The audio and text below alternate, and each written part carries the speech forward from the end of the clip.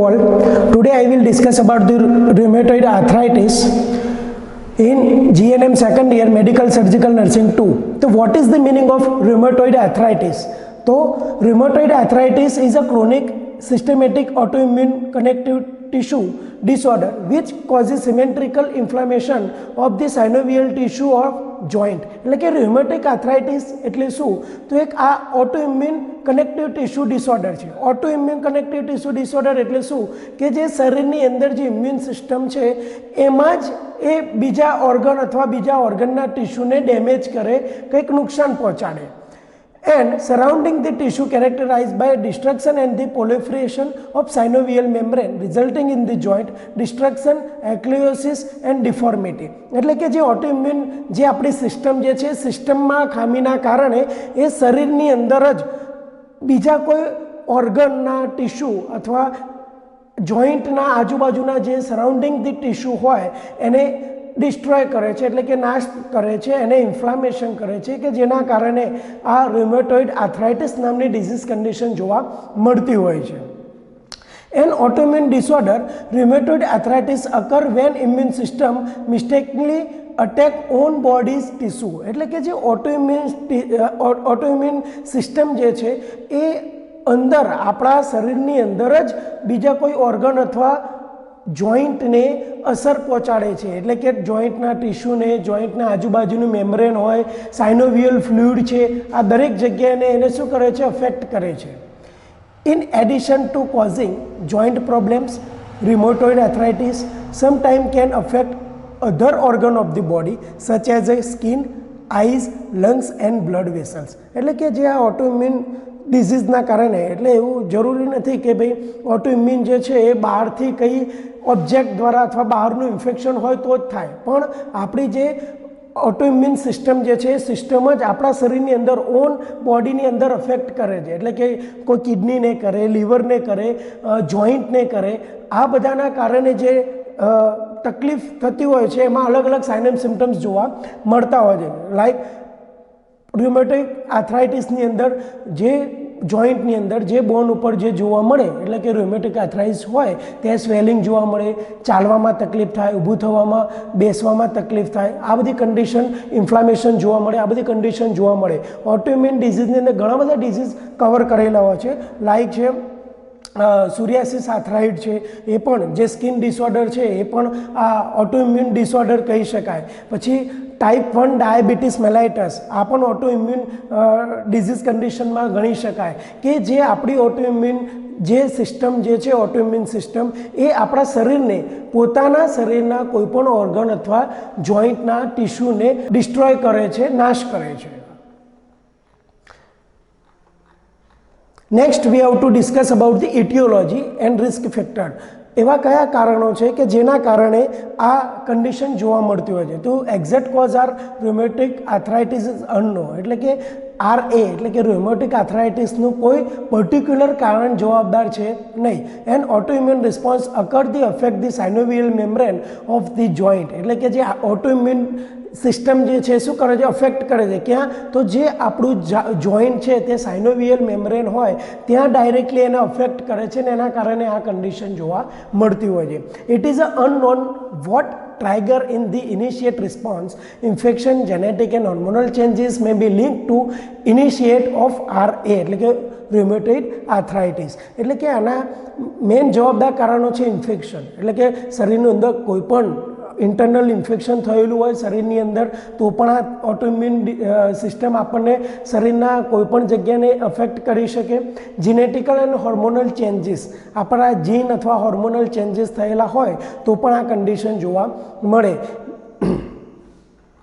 Next છે genetical factor may be involved in determining whether they will be develop RA rheumatoid arthritis. એટલે કે જેનેટિકલ factor કોઈ responsible હોય તેના કારણે આ કન્ડિશન થઈ શકે. Woman are most likely to develop rheumatoid arthritis than men. એટલે કે આ રુમેટોઇડ આર્થરાઇટિસ ખાસ કરીને પુરુષો કરતાં સ્ત્રીઓમાં વધારે રેશિયો ઊંચો જોવા મળ્યો છે. એજ rheumatic arthritis can occur in any age but is most commonly being between age 30 and 60.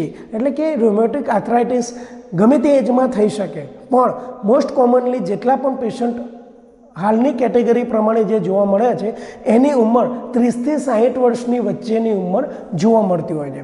Family history may be have increase risk of the disease, એટલે કે ફેમિલી હિસ્ટ્રી ફેમિલીની અંદર, એટલે કે કોઈને આપણા મમ્મી પપ્પા અથવા દાદા દાદીને જો કદાચ રુમેટોઇડ આર્થરાઇટિસ હોય, સંધિવા, અને શું કહેવામાં આવે છે સંધિવા, તો આ કન્ડિશન એના આવનાર બાળકોને પણ થઈ શકે.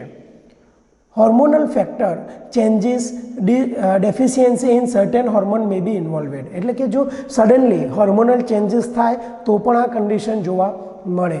Heavy long term smoking is a very strong risk factor, જે વધારે પ્રમાણમાં ખૂબ દિવસમાં ઘણી બધી વાર સ્મોકિંગ કરવાની હેબિચ્યુઅલ હોય તો એવા પર્સનની અંદર આ રુમેટોઇડ આર્થરાઇટિસ થવાની શક્યતા પૂરેપૂરી છે. Infection such as bacteria, fungus, viral, specially Epstein Barr virus, એટલે કે ખાસ કરીને વાયરસના કારણે પણ થઈ શકે, બેક્ટેરિયાના કારણે પણ થઈ શકે અને ફંગસના કારણે પણ રુમેટોઇડ આર્થરાઇટિસ થઈ શકે. એન્ડ ઇમ્યુનોલોજિકલ રિસ્પોન્સ, બરાબર, ઇમ્યુનોલોજિકલ, આપણી ઇમ્યુન સિસ્ટમ જે છે એ બરાબર રિસ્પોન્સ આપતી ન હોય તો એના કારણે પણ, ઇમ્યુન સિસ્ટમ ડાઉન હોય તો પણ આ રુમેટોઇડ આર્થરાઇટિસ થવાની શક્યતા છે. મેટાબોલિક એન્ડ બાયોકેમિકલ એબનોર્મલિટી, મેટાબોલિક એટલે એન્ઝાઇમ, શરીરની અંદર જે બધા એન્ઝાઇમ પ્રોટીન રહેલા છે એના ચેન્જીસ થવાના કારણે પણ થઈ શકે. અને બાયોકેમિકલ એબનોર્માલિટી, બાયોકેમિકલ કોઈ એસિડ બેઝ વધી જાય અથવા કોઈ બાયોકેમિકલ ચેન્જીસ થાય એના કારણે પણ આ થઈ શકે.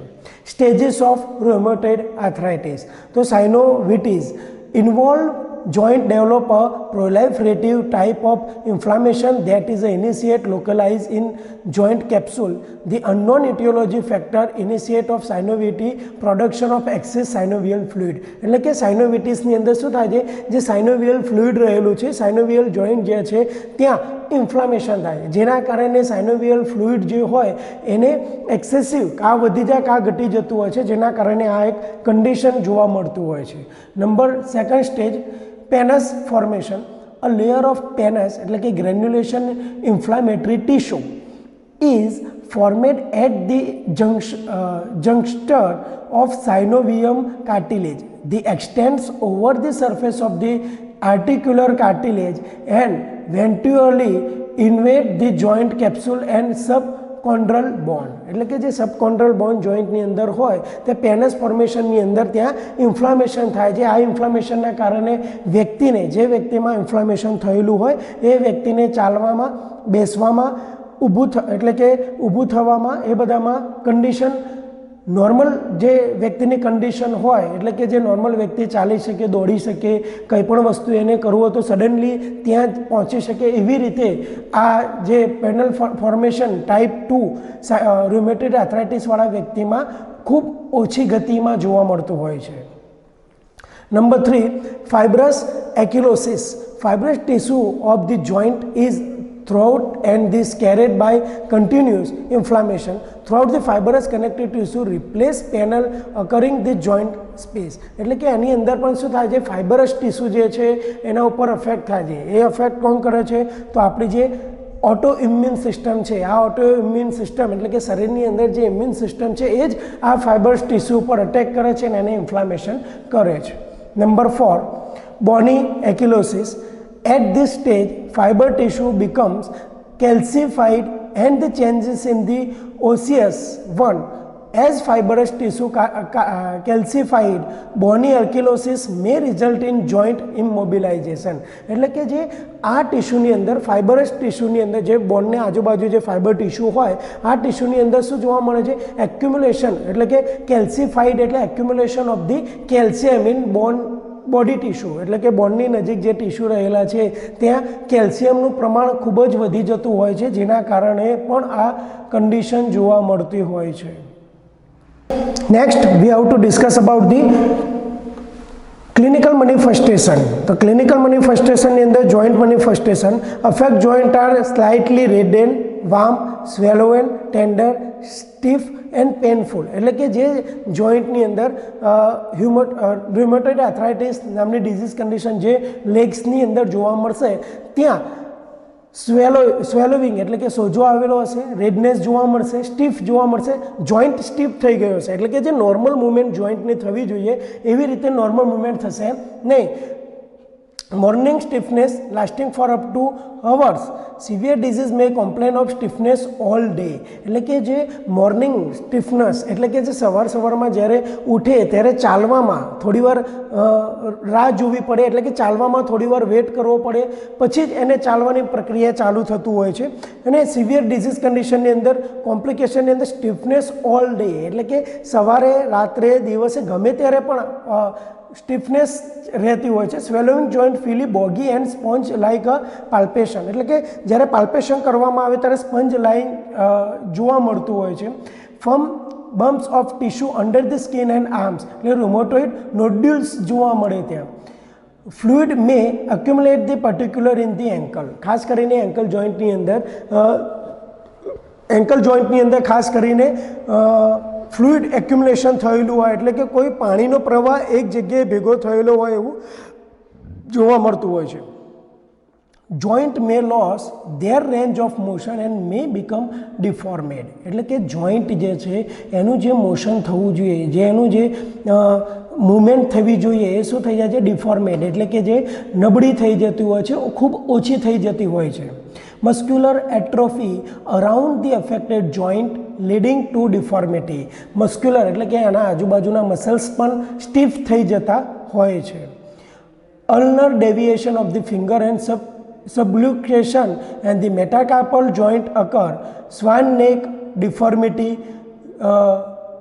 hypertension of IP joint with compensatory flexible and the distal interphalangeal joint એટલે કે જે પગની આંગળીઓ અને હાથની આંગળીઓ જે છે ત્યાં જે જોઈન્ટ હોય ત્યાં થોડો સોજો આવેલો હોય એવું આપણને થાય. જે જોઈન્ટનું મૂવમેન્ટ નોર્મલી થવું જોઈએ એ પ્રમાણે નોર્મલી થઈ શકે નહીં. બાઉટોનિયર ડિફોર્મિટી પ્રેઝન્ટ એટલે કે જે જગ્યાએ જોઈન્ટ હોય એ જગ્યાએ અંદર સ્ટીફનેસ એટલે કે કટ અવાજ પણ આવે ને એની સાથે સાથે જે ફ્લેક્સિબિલિટી હોય એ ફ્લેક્સિબિલિટી અવોઇડ નીકળી જતી હોય છે, દૂર થઈ જતી હોય છે. Knee swelling present which is accompany by quadriceps atrophy contracture are valgus deformity એટલે કે જે ની સ્વેલિંગ જે ની જોઈન્ટ છે ત્યાં આની જગ્યાએ રેડનેસ જોવા મળે, સ્વેલિંગ થઈ જતી હોય છે અને ચાલવામાં પણ તકલીફ થતી હોય છે. Deformity of toe occur subluxation hallux valgus toe towards and the other digital of the foot. Lateral deviation of toe and cock up toes present એટલે કે જે ડિસઇન્ફેક્શન જેવું જોવા મળે એટલે કે જ્યાં ઇન્ફેક્શન તો હોય, જે આંગળી હોય, જે અંગૂઠો હોય તે ઇન્ફેક્શન લાગે પણ એ ઇન્ફ્લામેશન ને ઇન્ફેક્શનના કારણે જ્યાં પણ જે જોઈન્ટ હોય એ જોઈન્ટ જે મૂવમેન્ટ થવી જોઈએ રેગ્યુલરલી ફ્લેક્સિબિલિટી એવી મૂવમેન્ટ થઈ શકે નહીં. એક્સ્ટ્રા આર્ટિક્યુલર મેનિફેસ્ટેશન્સ લો ગ્રેડ ફીવર, મેલેસ, ડિપ્રેશન, લિમ્ફેડેનોપેથી તાવ જોવા મળે, મેલેઝ એટલે થાકી જાય, ડિપ્રેશન જોવા મળે, weakness, fatigue, anorexia, weight loss, ભૂખ ના લાગે, વજન ઓછું થઈ જાય, chest pain when talking of breath બરાબર એટલે કે જ્યારે બ્રીથિંગ લેતા હોય ત્યારે ચેસ્ટ પેન થાય. Dry eye and mouth, eye burning, itching and discharge, nodules under the skin, numbness, tingling and burning in the hands and feet, sleep difficulty બરાબર ઊંઘવામાં તકલીફ થાય, આંખોમાં બળતરા થાય, આંખોમાંથી કન્ટિન્યુઅસલી ટીયર જે છે એ વહી જતા હોય છે. Inflammation of the blood vessels બરાબર જે બ્લડ વેસલ્સ હોય એ બ્લડ વેસલ્સની અંદર પણ ઇન્ફ્લામેશન જોવા મળતું હોય છે. મલ્ટિપલ ઓર્ગન ઇન્વોલ્વમેન્ટ એટલે કે એક ઇન્ફેક્શન એટલે કે એક જગ્યાએ માની લો કે ની જોઈન્ટની અંદર આ રુમેટોઇડ આર્થરાઇટિસના કારણે જે ઇન્ફ્લામેશન થયેલું હોય તો ત્યાં સ્ટીકનેસ થાય તો એની જગ્યાએ જ્યાં બ્લડ સર્ક્યુલેટરી જે ઓર્ગન અથવા જે તે જોઈન્ટમાં થશે ત્યાં પણ રુમેટોઇડ આર્થરાઇટિસ થવાની શક્યતા રહેશે.